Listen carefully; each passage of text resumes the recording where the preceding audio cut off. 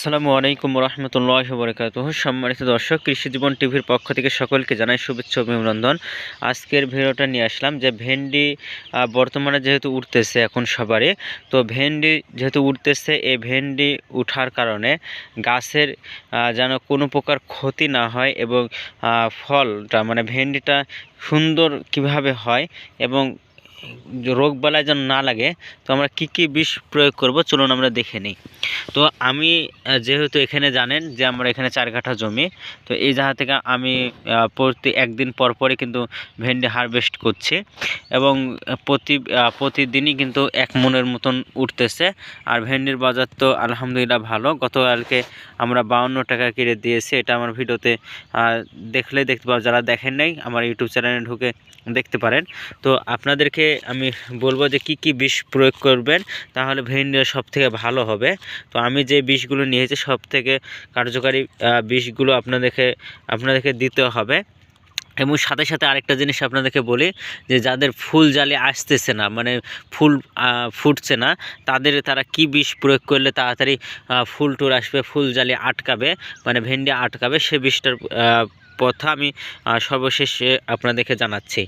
তার আগে আপনাদেরকে জানাই যে এটা হলো আপনার রিকোজেব, যা এটা আপনার কাজে আসবে। এটা আপনারা অনেকেই জানেন যে এটা হলো পচনের কাজে ব্যবহৃত হয়।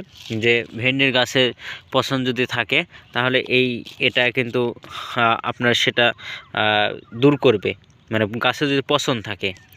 আর এই বিষটা দেখতে পাচ্ছেন, এটা হলো সিলেটের জিঙ্ক, যেটাকে বলা হয় যে কোনো জিনিসকে বড় করার জন্য। তো ভেন্ডিকে বড় করার জন্য, অতি তাড়াতাড়ি বড় করার জন্য কিন্তু এই বিষটা প্রয়োগ করতে হয়। আর এখানে যতগুলো বিষ দেখছেন, এখানে কিন্তু 2 জারকিনের বিষ আছে, কিন্তু আমার এখানে তো 1 জারকিন লাগবে। তো কয়েকদিন পর আবার কিন্তু বিষটা দিব। তো এটা হলো পচনের বিষ, এটা হলো ভেন্ডি বড় করার বিষ।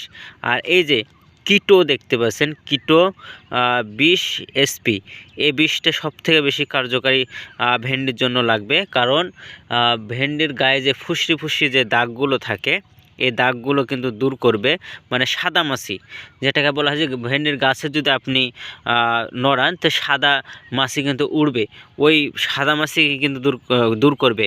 আর এটা খুবই কার্যকারী, কারণ ভেন্ডির গায়ে সাদা ফুসরি হয়ে গেলে কিন্তু ওই ভেন্ডি নিতে চায় না। এই সাদা মাছি দূর করার জন্য এই বিষটা খুবই প্রয়োজন। কারণ আমরা পেগাসাস, তারপরে এসিকার, এই বিষগুলো আমরা দিয়ে থাকি, কিন্তু এই বিষগুলোতে বর্তমানে কাজটা একটু কম করতেছে, এজন্য কিন্তু আমরা এই বিষটা আমরা দিচ্ছি। আর এটা একটু ভালো করে দেখেন, এটা তারপরে ওই বিষগুলোতে মানে এসিকার এবং পেগাসাসে, মানে এসিকারটা খুবই মারাত্মক একটা বিষ, কারণ ওরা গাছকে ঝাঁটা করে দেয়। এজন্য আমি আপনাদের সাজেস্ট করব যে এসিকার বিষটা আপনার না দেওয়ার জন্য। তো এই কিটো বিষটা দিতে পারেন, অথবা পেগাসাসটাও দিতে পারেন।